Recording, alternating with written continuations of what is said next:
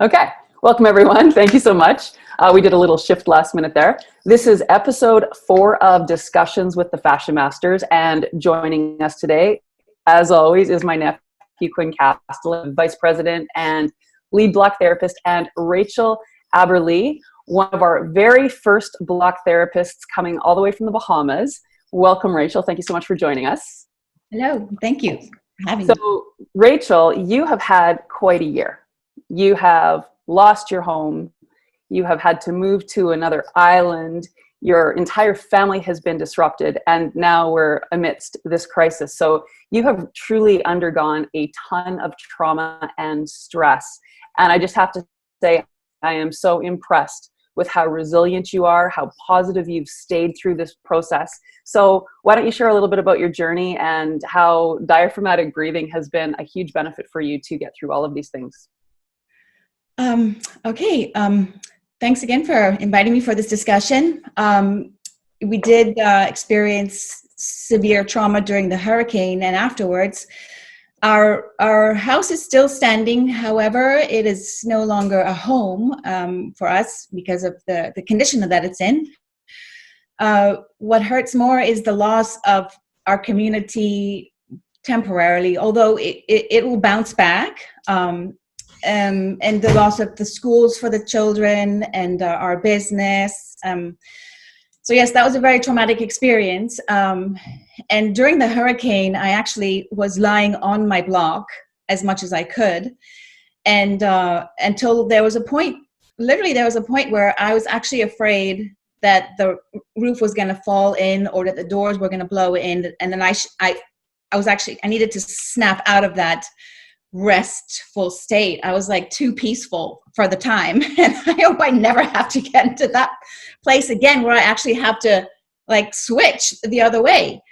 So I got off my block, and then what we did is we were all sitting on the couch, and I actually had everybody, well, my children, they were holding the block and pulling it into their abdomen and just holding it there, and I was having everyone chant the Om mantra to really go a little, as much as we could, into that state of a little bit calm. But yeah, that was something. And so I did go through a period where I actually, after the hurricane, I was in such a state of shock that I forgot about the block. I didn't take the time to get on it for quite some time. And then finally, when I did again, I was like, oh, thank goodness. Why did I wait so long to get back on it?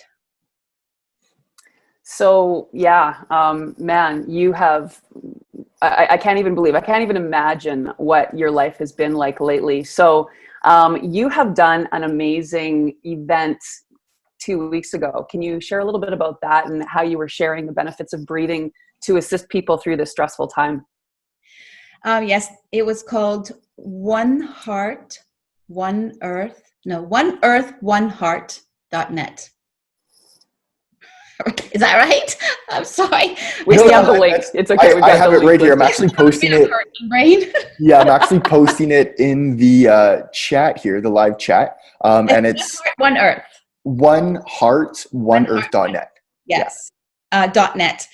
And it was hosted by Lisa Gunshore, and it's a meeting of light workers from around the world who wanted to just kind of help to raise the vibration and help people move forward in a healthy, peaceful way.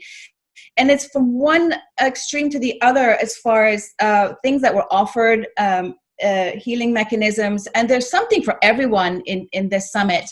Not everybody is attracted to the same kind of techniques. So you could watch it and go, oh, not for me. And then another one, you'll go, oh, yes, thank you. So that's what makes it really juicy, that summit. Is just there's something for everyone, and you just have to pick and choose which one you want to tap into. And you did a demonstration of diaphragmatic breathing, and I believe your daughter was assisting you with that. So how did that go? Oh, it was great. And afterwards, she actually fell asleep. I mean, she just stayed there on the mat. Actually, so what we did after the thing, we did the full length video, which you shared with us. And that she just stayed on the mat And then I told her, why don't you go to the bed? And she went to the bed and she napped for like half an hour. And it was amazing because what we were doing is we were actually not just slow, deep breathing, but actually strengthening, like lifting weights for your diaphragm. And that's the missing link right there. When you actually treat the diaphragm as if it's a muscle that you want to build and strengthen, that's the key. That's what we did. Cool. So you are finding that with the practice of block therapy, you're able to strengthen this muscle. And even though we don't see it, we don't go to the gym and we don't view this muscle to actively work, you're finding that your diaphragm muscle is getting stronger, in fact? Absolutely. Every day. I start my day on my belly in my bed. My block lives in my bed. Like there's a block within reach everywhere in my house, actually. So I don't have to go too far. So every morning I start on my belly with it underneath my belly in the bed. And I do the deep breathing. And so I just I start my day working out still in my bed. And I find that it's a great way to start the day because I'm feeding and cleaning my cells. I'm switching on that parasympathetic nervous state of rest and digest. So I can start my day in a calm way because I might have had some stressful dreams that trigger fear. And then I can just totally switch that fear off. Although thankfully it doesn't happen often. And then I can just start my day and go through it like this. And I like to refer to the diaphragm as the diamond in the rough. Diamonds are hidden deep in the earth and they're there, but you just don't know they're there. And their value increases when you polish them. Like they shine, they sparkle when you polish the diamond. And this is how I like to explain the diaphragm. It's like that. When you polish it and you strengthen it, then you shine and you can really like thrive instead of just survive. Oh, that's wonderful. So one of the reasons that we do go to the gym and we strengthen muscles is so that we can look different. Have you noticed a change in your physical appearance as a result of strengthening this muscle that's deep inside of us?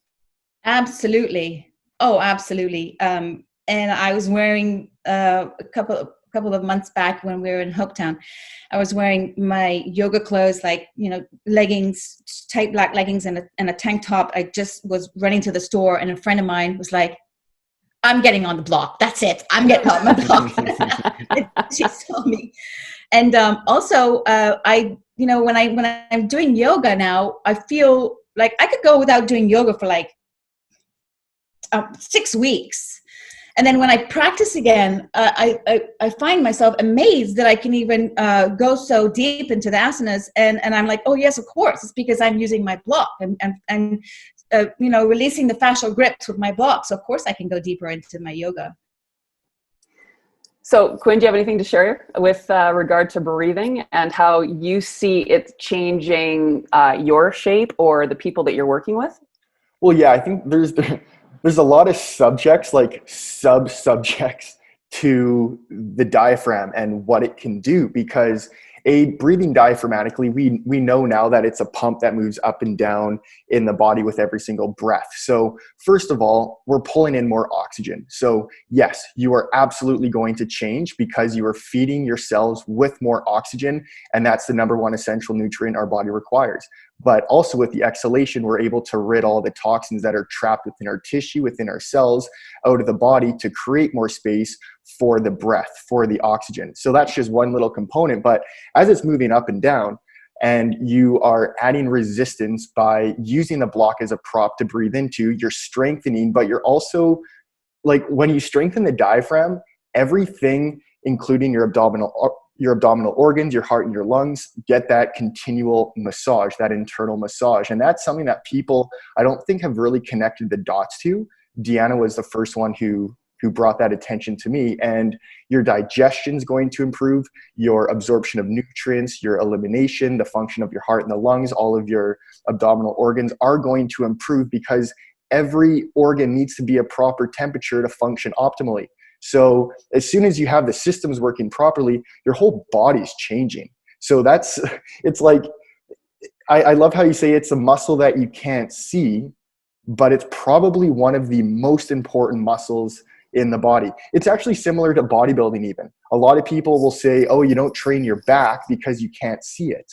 And a lot of people don't, but it's like the diaphragm. This is the most important muscle. So for me, I've developed a much smaller waist. I remember the first time I started getting those intercostals and obliques, those all started to pop out. When I first started just breathing diaphragmatically, I'm like, I haven't changed anything else in my life other than just doing block therapy and breathing correctly, to keeping you calm, to being able to train while being in more of a relaxed state, not always super intense. So for me, it's the core of everything. If you don't understand the diaphragm, you're kind of missing the point with everything in a way. It's beside, of course, the heart is the most important organ, but the diaphragm is the most important muscle. So why are we strengthening other muscles before we strengthen the diaphragm? Like now that I understand the body a lot more, it just really doesn't make sense. So that's why we always start in that belly position before we teach any class, because what's the point in training anything else if we're not even breathing optimally? We say the body can pull in up to 6 times the oxygen when you're breathing diaphragmatically. And that's the absorption of oxygen, not just pulling in 6 times more air.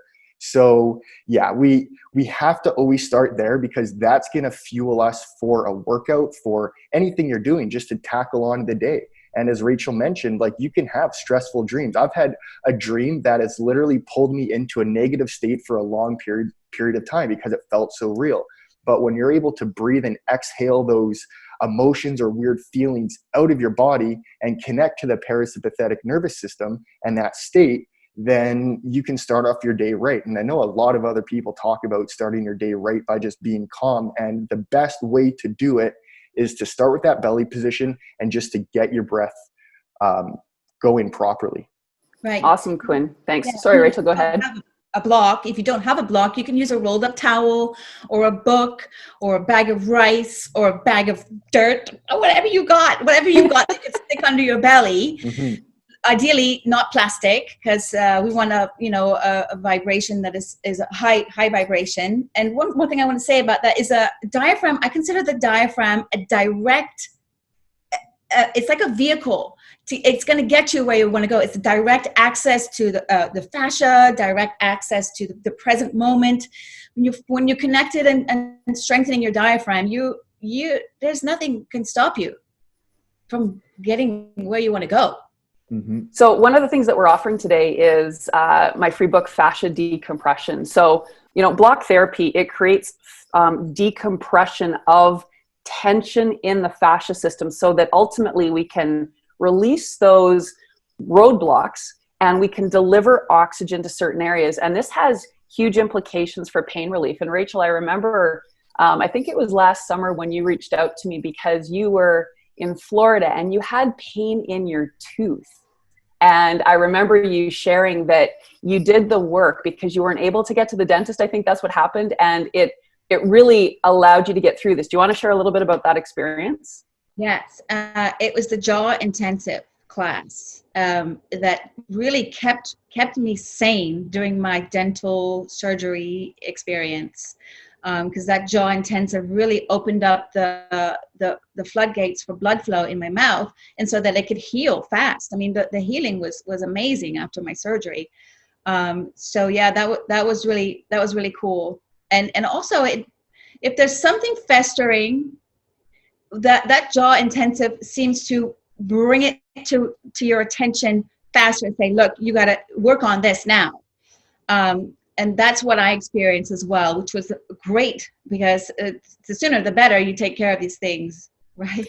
Absolutely. And that's kind of what the healing crisis is and what we need to understand when we have things hiding in the body, and the body is great at hiding pain, at hiding infection, at hiding all of these things. We want to bring that up to the surface. Mm-hmm. So when we start doing block therapy and we open those roadblocks and we pump oxygen into the cells, we are also opening that roadways to release waste from the body. So if people don't understand the healing crisis, that can be scary for some people because, you might suddenly have a skin rash or psoriasis may surface that hasn't been for a while. I've had people even have healing crisis where shingles have come up and out because it's something that is hiding inside the body. And now you create this space for the body to truly do its job, which is to move the toxins and the garbage out of the cells. And I'm asked a lot from people who have teenagers, for example, that might have acne. And one of the things that I really see with people's posture is because of the collapse of the rib cage and the forward head, we are blocking right here where the major lymphatic drainage sites are in the body. So if we have acne, it's because toxins are coming out through the skin because they're not able to get properly into the system and released through the breath, through the other vehicles of waste removal that our waste is supposed to be taken out of the body. So it's just an interesting piece when we start to really look at the body as a whole and to understand what is truly going on. Because if we just look at the little moments in time, the healing crisis can be quite frightening for people if you don't really understand what's happening. And I've had a lot of people say, oh, I started blocking and suddenly an injury came back that I had 9 years ago. And it's like, it's not coming back. It's coming to the surface so that you can actually allow it out of your body. And that's just one of the really powerful pieces of the body. So Rachel, I'm sure you've had many healing crises and you've witnessed many of your students have them as well. Do you have any interesting stories to share regarding that? Healing crisis stories. Yes, I've had a couple of students that have had rib releases, and there are different people that are different in ways that they handle it. Some go, yes, bring it on, I'm so excited. And then there are others that are more fearful and go to the doctor and ask for an x-ray and all that. And I always start my every class with explaining the possible side effects, the healing crisis potential. And I explain that the rib release can be painful, but if it's possible to see it as a good pain, then that's great. My favorite personal story, not necessarily a healing crisis, but a testimonial is when we were in the snow, we were sledding, going down with feet first. I was facing up and I came to a part where I was getting really close to the icy wall. And so I stuck my foot out thinking that I could push myself back into the middle of the path, but that didn't happen. My foot went into the icy wall. So one leg got stuck and the other one kept going. So my groin, my adductors in the inner thigh there, right up near the groin, was excruciating pain. I mean, it was like I couldn't even walk. I literally went to bed down the stairs on my butt, going down the stairs. This is how I went to bed. And I thought, oh, my whole vacation has been ruined. I just want to sled and ski. In the night before I went to sleep, I just got on my belly, lower belly, pubic bone, adductor, and I went around my leg, and I ended up on my glutes. The next morning when I woke up, it's as if nothing had happened. Nothing had happened. Zero pain. So that is one of my favorite testimonials, and I have so many. I could also write a book.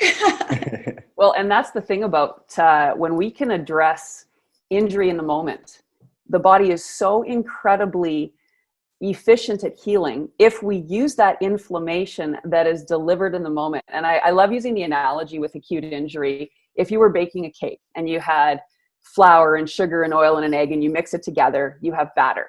So if we put batter in the freezer, we have frozen batter. If we put batter in the oven, we bake a cake. So when we have acute injury, the response of the body is to send inflammation filled with all of the nutrients, the oxygen, to rebuild the damaged tissue, as well as to take away the debris from the damage. Think of a car accident, like there's stuff everywhere on the road, and that needs to be cleaned up before those roadways can move again. So when we ice an acute injury, we are literally taking those raw ingredients and we're putting them in the freezer. So we have frozen batter, but what we want to do is we want to bake a cake. So we need to put it in the oven. We need to heat the body with acute injury. So when we actually do that and we follow the pathway of allowing the oxygen and the blood flow to get to those cells, healing is incredibly efficient. And, I think ultimately what has happened over the years is because people that don't understand the value of pain and the messages of pain, we get so caught up in not moving. We don't want to move an injured area because of fear of that pain, as opposed to understanding that, no, we need to be conscious of what we are doing with that pain. But if we actually use that pain to give us information about what those cells are asking for, then we can become really, really efficient at healing. And I just want to also touch on the rib release, because this is something very unique to block therapy. And what ultimately is happening is when we have a rib release, we are creating a better opportunity to access the diaphragm. And that's why it is so valuable to undergo a rib release if that's what the body needs. Typically, when we're breathing, a proper breath starts in the belly. And as we take that fuller, more expansive breath, the breath moves up through the lower ribs, all the way to the upper ribs with that full and complete breath. And that requires those ribs to move apart from each other. But the reality is because of the way that we've collapsed into the core of the body, we've aged, and those ribs become stuck and frozen together. We don't have that ability to take the proper full diaphragmatic breath. So when we start blocking, we start putting heat into the body in general. Sometimes those ribs go boof. Sometimes we hear it. It can happen on the block, but it often happens when we're reaching for something, or if we're coughing or sneezing, or if we're just doing some kind of action and they release. And for some, there's no pain. Some people have tremendous pain. But the whole point is it's an indicator that we are opening up this cage to be able to access the diaphragm that much more effectively. And we have a way of guiding people through those rib releases so that they don't take away weeks of life with pain. We can get through it very quickly if we treat it like an acute injury and we add heat to the equation and we continue to put energy into the system. Right. And the most intense healing crisis I've had is the emotional release. Not so much physical healing crisis for me just yet, but the emotional releases have been so delicious. and the first one happened the first time I was on the block with you here in the Bahamas on the best day ever. We were on the liver position, and all of a sudden I just started crying, but I wasn't thinking about a story or anything like to be sad about. I just started crying. And that's, you mentioned, and by the way, we're here. This is where we store anger in the body. And also the lungs are where we store grief. And I feel that there's it's so important now to address the lungs and the liver, because we have so much grief happening and so much trauma and anger. And that combined with this forward falling position that we're developing as a human race because of the computers and texting and the sedentary lifestyles, all of that combined makes it so important to do this work to release those emotions that get stored in the fascia. And the fascia is also, so fascia and the diaphragm are two things that I never really dove into in my whole 20 years of massage therapy. And I'm so glad I found this work, because fascia is really a light conducting material. It literally is a light conducting material. And this for me is, I found it when I got to the point in massage therapy where I got kind of bored and I just didn't want to do it anymore. And then I found a way of sort of leaving the table. And by this, I mean, I turned it over to a higher power. And I developed a meditation that took me to the theta brainwave. And I was just doing some light meditations so that I could say, please let this person needs be met. I'm going to detach from this. And I was able to work being guided. And that's when people started to say, wow, that was amazing. That was the best massage. I'm like, oh, great. That's great. I'm so glad. Okay, this is working. And then I found block therapy by divine guidance. And my friend Bunny, who introduced me, thank you again, Bunny, to you. So that makes me really believe that in light, and you're searching for light workers.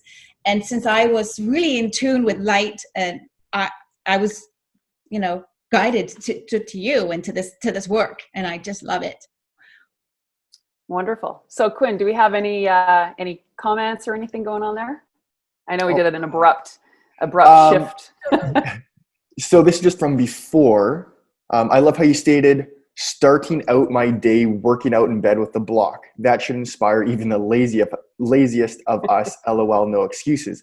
Absolutely. And that's exactly what, Rachel, you've been doing. Like you have a block in your bed. I have a block in my bed as well. I've blocks laying all over the place, but it is the absolute perfect way to start off. is it okay to eat right after the block exercise, or should I wait a while? And that's Absolutely. Yeah, you can eat right afterward. In fact, if you've just been blocking, you have really prepared your stomach organ to receive nutrients and to digest optimally. And one of the things that we talk about with conscious eating is the fact that when we are breathing diaphragmatically, that stomach organ is getting a continual massage to assist in the digestion. That continual massage also keeps the organs heated to the right temperature, which is required for the enzyme actions and all of the things that are going on in the body. It really comes down to proper temperature. I mean, again, Quinn and I here live in Winnipeg, so we are in a deep freeze in the winter and nothing is flowing. Everything is frozen solid. So that is the state of so many people's bodies. The fascia is frozen and dry. We want to have fluid, warm bodies that are capable of moving what is needed, whether it's nutrients to cells or waste away from cells, so that we can keep the system clean, the proper pH, so that our bodies don't allow lower vibrational life to overtake us and create diseases. Yeah. And it's funny because if you eat a big meal and then you jump on the block, again, of course, that can be a little uncomfortable, but as Yana mentioned, it will actually help with the digestion process.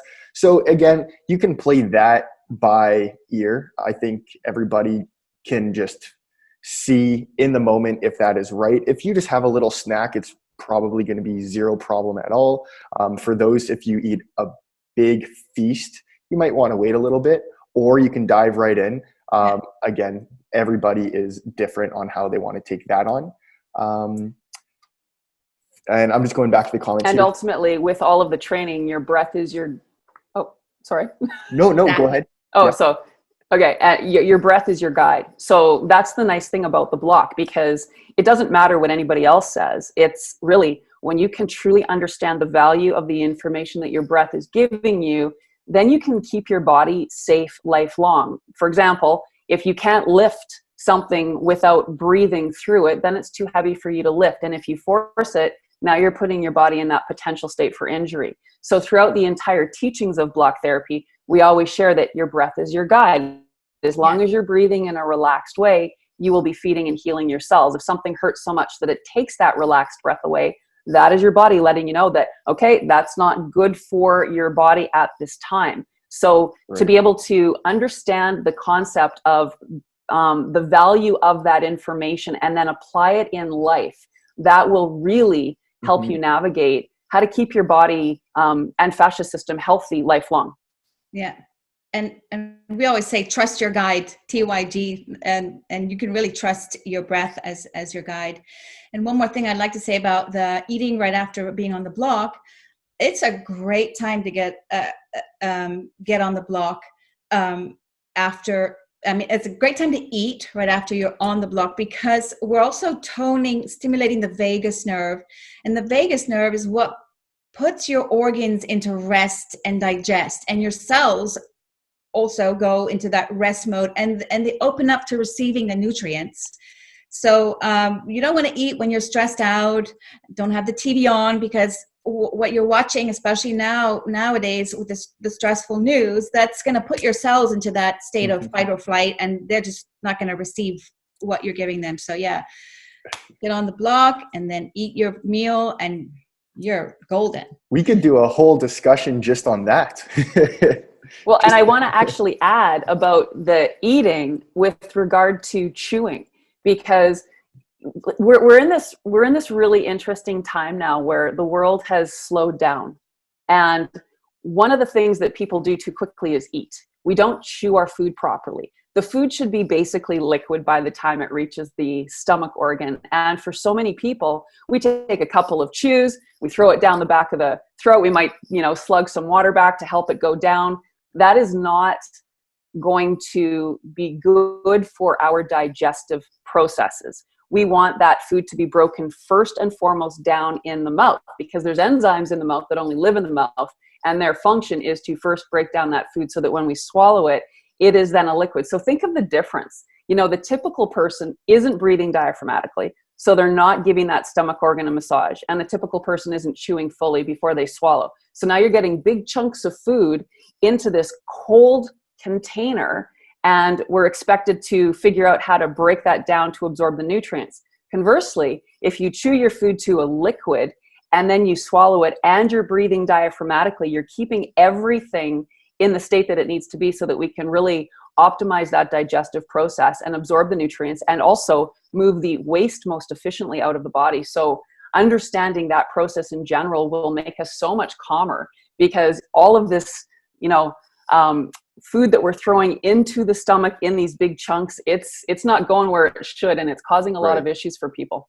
And that line that you coined, I believe it's not what you eat, it's how you eat. Is that correct? Yeah. And I think that, like, you just perfectly explained like that phrase right there, because absolutely. And of course that goes to an extent, like you don't want to be eating garbage food all the time, but I think people will be able to understand that statement. So I know that you, Deanna, are very into eating more raw, organic, real food. So even if you're eating sugar, for example, you're not eating the bad processed sugar. You're trying to get the best quality of everything we're eating. And I think that's what we should all be doing. So again, we're not going to get on a huge discussion about nutrition right now, but ultimately everybody is different on what their bodies can accept from a nutritional perspective. And I think that's just what people have to figure out on their own. And of course you can have help, you can have guidance, but again, that's a whole other subject. I'm just going to look here in the comments though, to see if we have any more questions or comments. Okay, thank you. I love the blocking. Yes, it is delicious. Blocking in bed now, LOL. Oh, that's from Danielle. Hey, Danielle. Hope all is going well. I've experienced the release of emotions as well. This is from Tammy and Barry Gibson. I've experienced the release of emotions as well. And in fact, when I get too emotional, I get on the block to help release them and feel so much better afterwards. And we also have a question from them as well. Rachel, do you or your students notice a difference when you are blocking outside in the fresh air compared to blocking inside? Is it deeper? Is it better? I definitely prefer doing it outside in the fresh air, just, right next to the trees and sort of, I definitely prefer it. But as far as effectiveness, I haven't noticed that it's more or less effective where I do it. But yeah, if I had the choice, I would do it outside. Yeah, being outside again, like that's just the fresh air, the fresh oxygen. Dependent on where you live, if it's really warm. I remember when Deanna and I were in the Bahamas probably like 5 years ago. It was so hot and so humid. It was pretty well like being in a sauna or in a steam. And I couldn't believe how quick my body and my fascia could release. I remember Deanna gave me a little formula to follow. She's like, block all these areas and then I'll see you in an hour. So I'm outside blocking in this extreme heat, and I come back and Deanna's like, your body looks so different already.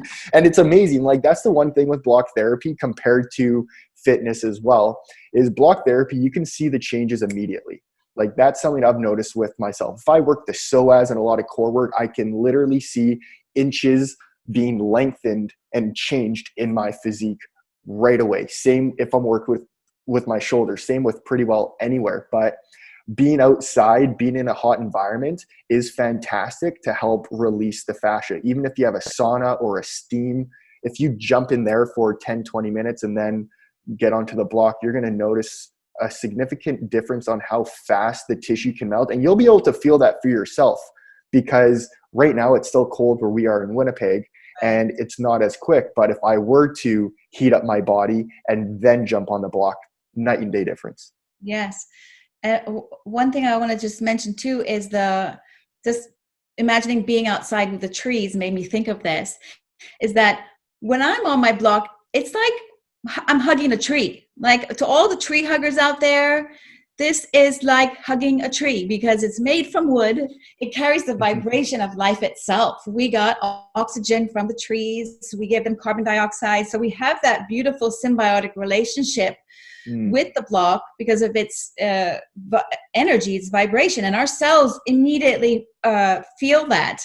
And it's just the most grounding and healing and comforting feeling for me when I'm on it. And I think it's because of that that it's made from a tree. And the reality is this is really about connecting to yourself, and we are part of nature. And I think that's what is so what's the word I'm looking for? Appealing about this practice is it doesn't take you away from who you are. It brings you to who you are. It brings you to that higher self inside yourself. And you start to hear what your cells are saying to you as you allow that tool to dive in through those layers, and you're connecting to cells that were previously blocked from your consciousness, and you start to listen. Yeah. So it becomes this very beautiful organic process. And I love the fact that people feel a difference after one class, but if you make this a lifestyle, year after year after year, you continue to see the differences and you continue to see the changes. And it's hard to even really understand that until you actually do that. And so one of the gifts that we're sharing with you today is my book, Fascia Decompression. What I love about it is after each chapter, there's a testimonial from somebody that's blocked anywhere from months to years. So when I was receiving these testimonials from people and from people that have been blocking for 3+ years, I was blown away because now I have this list of all these things like labeled that has changed in their bodies. Everything from varicose veins are gone. My hair is fuller and a different color like it was when I was younger. The energy, chronic pains of decades disappearing, size and shape completely changing, energy, emotional stuff, like everything. And it was so neat to see all of this put into one section. And so in the book that we're sharing for free for everybody, it has, I think, 14 different people's testimonials, which is just so exciting because it really touches and reaches everything. Whether you have immune system issues, it benefits that. And of course, this is a topic for today because really what they're saying is what we need to do to fight this virus is improve our immune system. And you know, there's all of this stuff about vitamin C and vitamin D and iodine and all these other wonderful things that we can take that are natural that will improve our immune system. But people simply aren't talking about the need for oxygen. And that is the most important requirement that every cell, first and foremost, 5 minutes if we're deprived of oxygen. So our cells thrive with oxygen, and ATP uses oxygen in the cell to create energy. So when we aren't breathing with that incredible, powerful muscle, we are depleting our body. So no wonder, you know, we are exhausted and stressed out and unwell in general in society because we have not tapped in to this incredibly valuable tool that we have inside of ourselves. Yeah, absolutely. It's so true. And I remember when I first started my training and I heard you say that it connects us to the cells that are deep inside of us that we're not conscious of, and we can actually hear ourselves. I was like, that sounds really cool. I'd like to experience that. And now I do. I literally do. And I get, my mind is so quiet. I find one of the best side effects of block therapy, not only physically, but my mind is so quiet, and I'm not fearful, and I'm just able to go through the day in a calm way more than ever before in my entire life. And it's just so amazing. And I do want to point out that I'm not saying that block therapy is all you need. When you continue doing what you're doing, whether it's Reiki or craniosacral therapy, whatever techniques that you enjoy, carry on with them. When you get on the block, it's going to make those things bump up notches and notches in effectiveness. Like I found that after the hurricane, I did need to have a Reiki session as well to really help get deep out of that fight or flight. Because I was finding that things were still making me startled and my body would go into a little state of shock. normal things that, during the day, like a loud noise or like something moving fast in front of me. So I had a Reiki session, and that was just like so powerful. And I think I was more receptive to it because of my blocking. And can I just geek out on the word diaphragm for a second? Yes, please do. So the diaphragm for me, like I said, I never really studied it or even was aware of it. I didn't even know how to spell it until now. Like most people, when I tell them to Google it, they're like, how do you spell that? I'm like, okay. So here we go. The word diaphragm starts with D-I. And there are some words in the English language and Spanish language that also start with D-I. Number one, digestion. That's it's a direct access to digesting your food. It's a direct access to Dios. Dios means God in Spanish. I find that when I am breathing diaphragmatically and I have a strong, strong diaphragm, I can much more have access. When I say my prayers, I feel like they're being heard, and I feel like I get messages that I can read signs that are helpful for me. That's my way of confirming this. Digestion, Dios, dia. In Spanish, the word dia means day. When you're connected to the diaphragmatic breath, you are able to be in the present moment and actually seize the day. You're not worrying about the past, you're not worrying about the future, right here and right now. And my father died of cancer, and I remember I was with him during the last stage of his life, and I can remember his rib cage. He deteriorated so much that in the end, what he died of is the ribs. The weight of his ribs collapsed and crushed the diaphragm, so that he could no longer breathe. That was in the end how he passed. So that remembering that makes me even more determined to strengthen my diaphragm as much as possible, so that I can, prolong my life. I love life, and I want to live as long as I can. And this for me is the way. This is how I'm doing it. And I do just want to share that block therapy is just a tool for fascia decompression.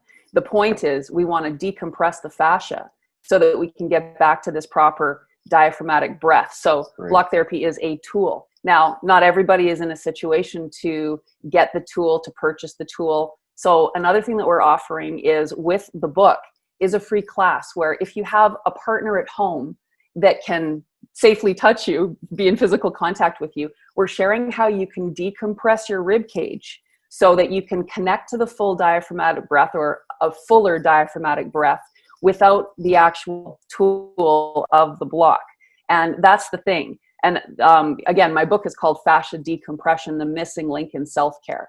That's what we ultimately really need to do, is decompress those blocks that are blocking blood and oxygen flow to and from cells, so that we can get back to this process. So just for everybody out there that is wanting to dive into this, that might not be able to, get a block right away, that's something that you can start right away. And you will notice simply by doing that there is an improvement in your capacity for breathing diaphragmatically.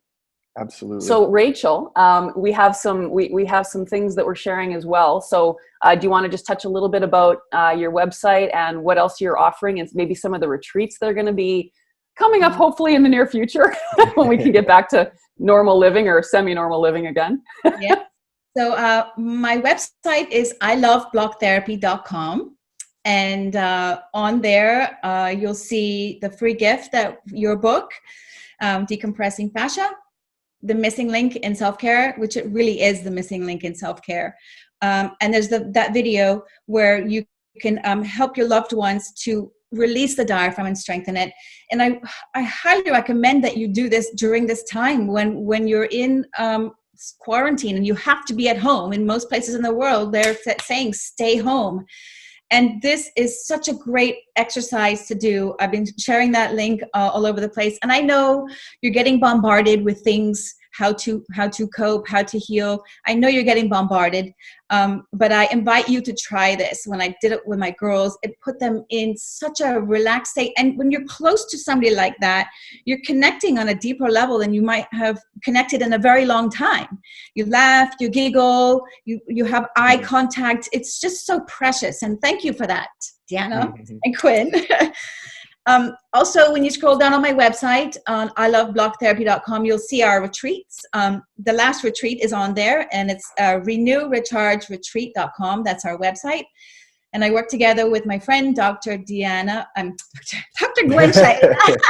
Dr. Deanna. You might as well be a doctor, Deanna. Dr. Gwen Shaeda. We work together and we do these retreats, mostly in the Bahamas, but we will expand to other locations. Getting her to come with me to Costa Rica one day. And so, I love to work together with other practitioners of different modalities because, like I said, I really believe in combining block therapy with other things. And so when I can bring a psychotherapist to do my retreats with me, or I can bring an osteopath or a grief relief specialist, and combined with block therapy, those are like off the chain retreats. And it really is special. And also I'm a raw food educator. So we combine raw food education, and we have smoothies and really good yummy stuff to eat, so that we are also adding that in there too. Awesome.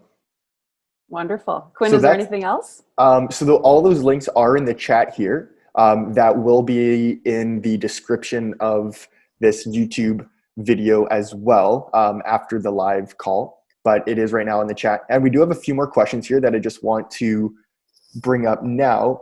So this is going back to the diaphragm and just how to breathe again, but it said, I've spent years trying to belly breathe, but I've been told by an osteopath that I'm not using my diaphragm properly.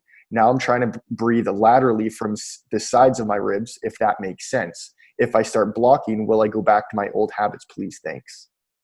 So this is a great question. Thank you for sharing that, because the reality is, because of how the rib cage collapses and binds the diaphragm, people have a frozen diaphragm, kind of like a frozen shoulder. So ultimately, if we have like a free shoulder, we can move that arm in a whole bunch of different directions. Some people might have limited range of motion. Some people might not have any range of motion in the shoulder. So the diaphragm is really similar.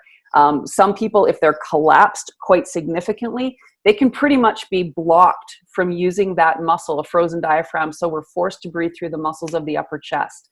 We're going to be in the range somewhere of using the diaphragm fully to not using it at all. And ultimately what happens as we block is we release that fascia that's holding the rib cage into that negative alignment, so that we can free up space, which means we can access the diaphragm muscle more fully and completely.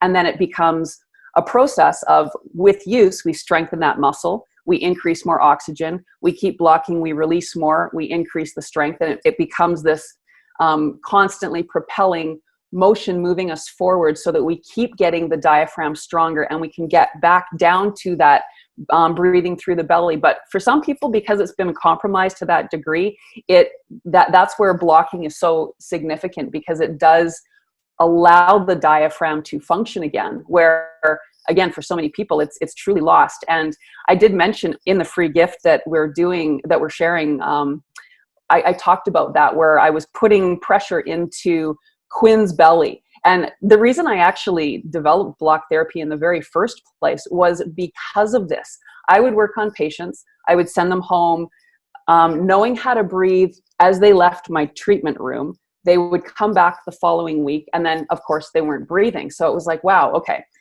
I need to create something to give people a tool so that they can actively strengthen this muscle, because we're going to be breathing regardless. We're built to survive.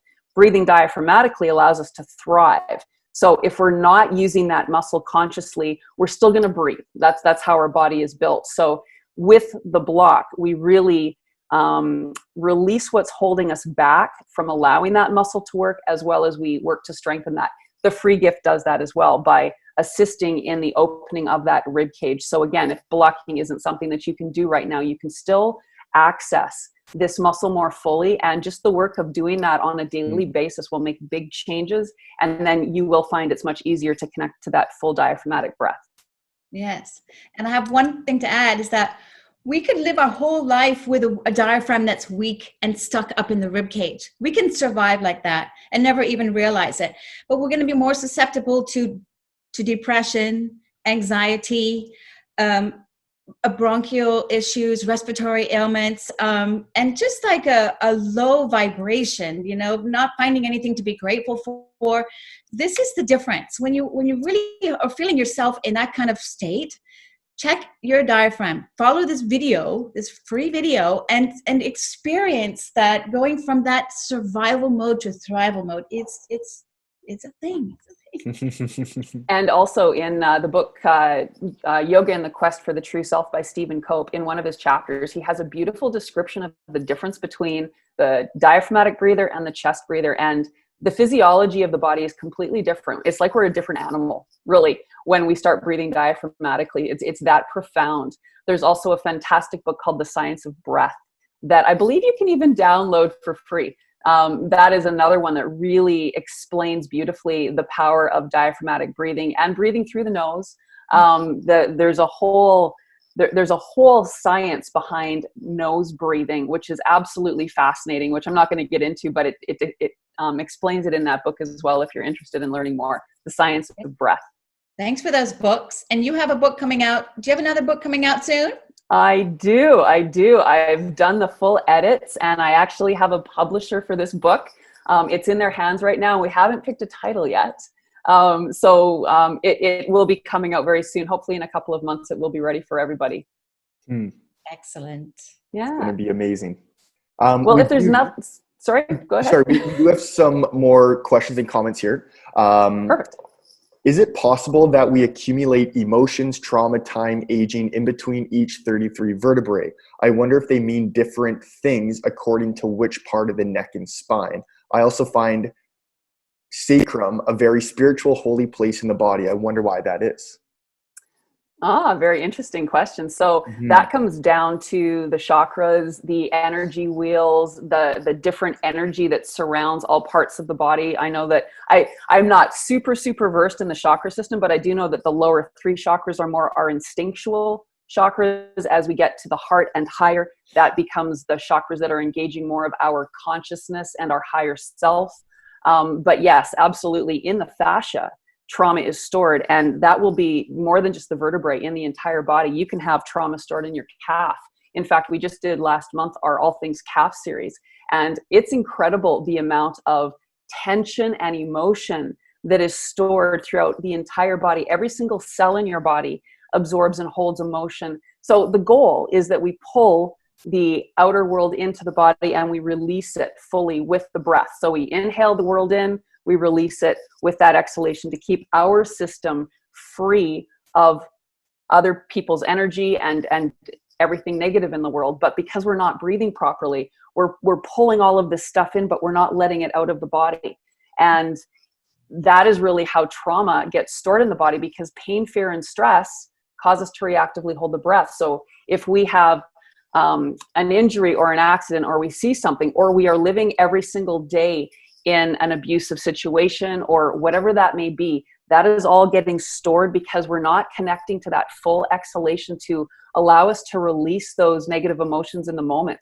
And that's where those healing crises can come in, because as we're blocking, we are releasing the fascia and everything that's stored in it. And that can be dirt and debris that we've pulled in. It can be memory from past, and it can be also emotion. So we have these emotional healing crises, or these memories come up to the surface, or these nightmares that recur because it is coming up and it's leaving the body. And that's a good thing. Again, that's where our community is so helpful, because they can be scary in the moment if we don't understand what's happening. However, if we understand it and we realize that the body is doing its job to get rid of the past so that we can stay in the present, then we keep our systems clean. So I know I didn't specifically address all of the vertebrae, but I hope that made things a little clearer for you. Mm-hmm. Yeah. I also have one quick thing to mention about that is when the spine is out of alignment, the cerebral spinal fluid can't flow freely up and down the spine. And also we're not breathing properly. And every time we take a deep breath, the brain is scanning the body for information. So the deeper the breath, the more we can maintain homeostasis, and the straighter the spine and the more space between each vertebrae, the more we can get into that flow, and the cerebral spinal fluid, which is like the nervous system, can communicate and do its thing. Right. Wonderful.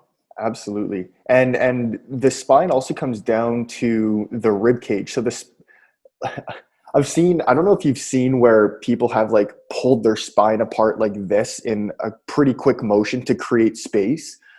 Again, I don't know enough about, have you guys seen that before? Like through traction, you mean? Well, it's like some chiropractors will literally do this. They'll like attach you to your head and they'll like pull. And again, I've never experienced that. I don't really have much to say on that, but from just understanding the fascia, when the spine is compressed and pulled out of alignment, it's not just a function of the spine. It's similar to scoliosis. When you have scoliosis in your spine, it's not caused from the spine. It's caused from collapse that's pulling the spine out of alignment. So again, your spine's going to straighten when you can and decompress and create more space, when we release the causates and the compression that's pulling the spine out of alignment and compressing the spine. But I'm just going to read a couple more here. We just have a couple more comments, I believe, and then I think that's everything. I find the block helps you recognize where you're breathing from and help you make changes if you need. Absolutely. Amazing information. Can't thank you guys enough. So awesome comments. Thank you guys so much for tuning in. So we don't have any more questions right now.